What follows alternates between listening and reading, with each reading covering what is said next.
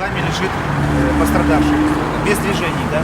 Первое, что нужно сделать, это подойти к нему, сделать так называемый шейк-тест, стрясти его, да, встряхнуть, может быть, ущипнуть как-то, проверить, реагирует ли он на боль или нет, убедиться, есть ли у него дыхание и пульс, то есть послушать, дышит он или нет, увидеть, как расширяется грудная клетка зеркала. Это очень старинные методы определения жизни у человека. Сейчас они не применяются.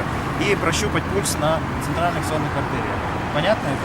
Если всего этого нет, то необходимо быстро начать комплекс реанимационных мероприятий. Это непрямой массаж сердца и искусственная вентиляция легких. Быстрее, частота примерно 100-120 в минуту, 30 компрессий, 2 вдоха, 30 компрессий, 2 вдоха. Питаете? Ну уже до 20. Масочкой еще никто не пользовался. Разгибаем голову сзади, освобождаем ротовую полость от инородных предметов. Что там может быть? Слюна, рвота, язык запал, может быть вставные челюсти, да, все это убираем, освобождаем.